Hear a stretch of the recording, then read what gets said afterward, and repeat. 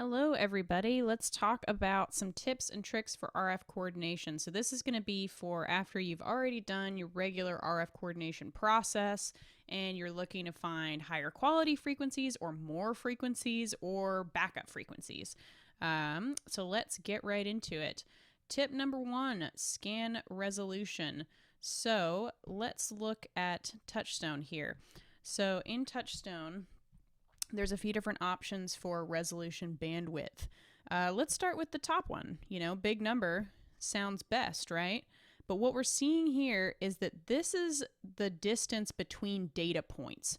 So not as many data points, and everything's really averaged. So it looks like there's more going on than there is. And it would be really tough to have meaningful data out of this. Like you see, it changes every time. The average is up at like minus 90.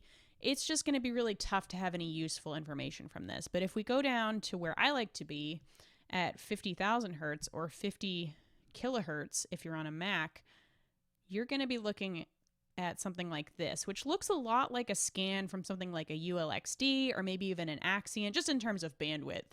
And this is going to be a little bit easier to work off of. You could even go lower to 25,000 or even 10,000, but these run really slow.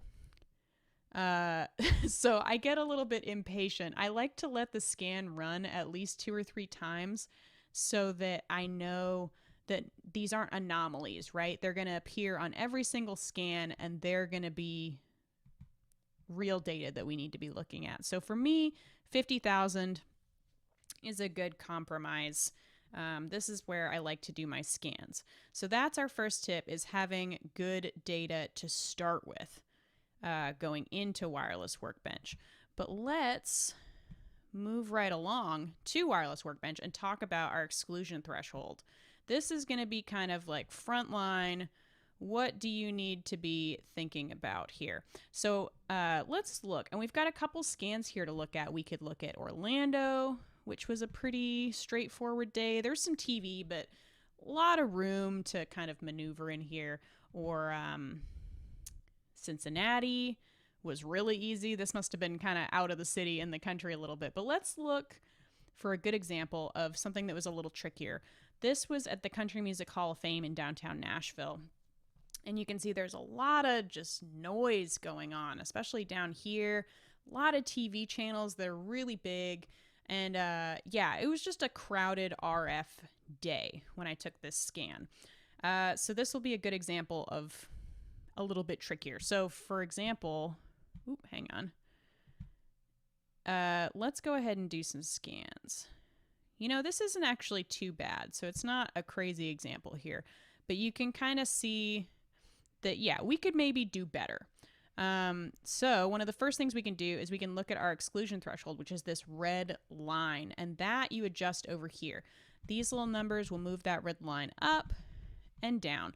And you can see when I do that there's more blue appearing the lower this red line is. You can see that if it's below or if it's above the red line, it's going to get blued out, which means that the computer is not going to consider that to be an option for placing our frequencies.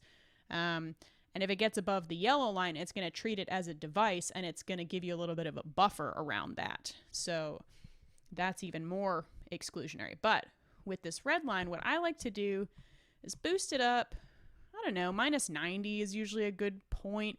But honestly, just kind of eyeball it, If you're really not getting enough frequencies and it's just a noisy day, you might have to have your threshold higher than you usually do.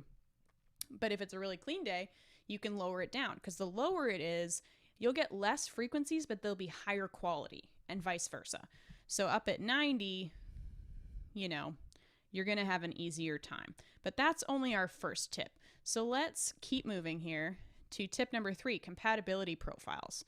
So I've already kind of done this in this show file, but I left a couple to show you. So normally when you add in a device, it's going to show up and it's going to say standard right here. But if we go ahead and select the category of the device, and if you have it expanded, you can't click here. You have to click on the category of device, go to the compatibility tab, and instead of standard, click more frequencies. And your options are robust, standard, and more frequencies. And you can even see it here. robust, it's going to ask the computer for more space between devices, and more frequencies, less space between devices. And in theory, yeah, it would be great to have more space between our devices. It'll protect you from, inner mods potentially, or other interference between people on stage. But most of the time, I find that it's well worth it to go more frequencies and get more frequencies, higher quality, get some backups, because the manufacturer gives you this option of more frequencies, so they know it's gonna work. It just might not be quite as, robust as it could be. So my tip is to always go to more frequencies. It almost always immediately gets you more results as far as frequency options. Tip number 4, better TV exclusions.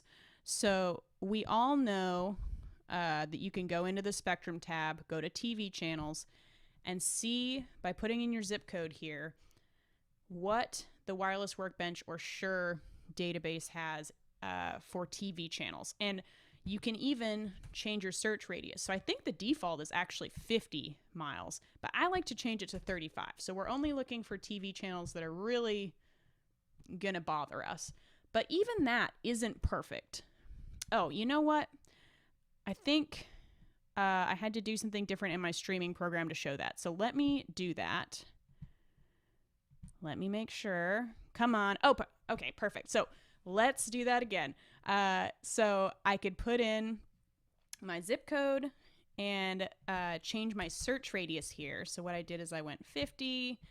It didn't really change here, but in some places it does. Search radius 35, and that'll just search for stations that are closer to you. But even then, the database isn't perfect. It's not 100% accurate. Like if you look here, this is clearly a TV channel. The database doesn't know that, or doesn't think it is. But if we look at that, and this one too, it's a rectangle. It's clearly above channel 23. So I'm going to right click channel 23 on the bottom there and click exclude, because I don't want to put any devices there. Even if the computer thinks it can squeak one in on the edge, I don't want that. It's clearly a TV channel that's going to cause us problems. On the flip side of manually choosing TV channels to exclude, you can also unexclude things manually. So right here, channel 16, the computer thinks that's a TV channel. And I looked on there and it thinks it's a close, strong one too. So I should be seeing that. And this is kind of a riskier thing. What I could do, unexclude, and now I'll have this whole area as an option, which could come in really handy if I'm struggling to find frequencies. But you do run the risk that it's a TV channel, just not right now, and that it could pop on later in the evening when it's time for your show. So that's a risk. But if you're really struggling and if you're in a really crowded RF area, it might be worth it to choose your own TV channels by eye. So that's a tip. Tip number 5, coordination priority. Not a lot of people know about this, but you can reorder this list, and the devices at the top will be given priority for having frequencies. And the way I like to do this is putting the oldest units with the least frequency options at the top. So for me, that's these G2 Sennheisers. They just aren't as nimble. They don't have as many frequency options. You can't put them as close together. So I like to put those guys at the top, or anything else that's gonna struggle. Anything that you're really having a hard time coordinating for, I like to put at the top. And then, your chances just improve. You can also use this to put your higher priority, like if I had a certain frequency band where my critical frequencies were, my lead vocal, my, high priority, you can put that at the top too and do it that way. But I like to put the older, less nimble devices down there, and it helps. Tip number 6, backup frequency strategies. Everybody wants it. Everybody wants backups. So backup frequencies can be tough, because the usual way that you do this is I would go here, I would right click, and I would say add backup frequencies. And it would add well, first of all, it reorders my list. You saw that it just moved right to the bottom, which is frustrating. So I would recommend getting your backup frequencies quantities sorted out before doing our last tip of reordering in this list, because it will resort, annoyingly enough. But anywho, so I just added this backup frequency and it shows up as a backup frequency. But a lot of times, Workbench, it doesn't prioritize these. It coordinates for everything else and then these. So most people will say, Kim, I can't even get a backup frequency, let alone multiple of them or high quality ones. So I just don't do it. One tip for that is if you can't get them as backups, add them as primaries. So what I did here is I just clicked the plus on primary frequencies and it added it just like any other device. So it'll get prioritized for coordination just as much as any other frequency, not at the end of the list like a backup. And a lot of times that helps. It might not now because we're at the bottom of the list. So let's see if we can get up to the top and see if it'll do a little better. Yeah, exactly.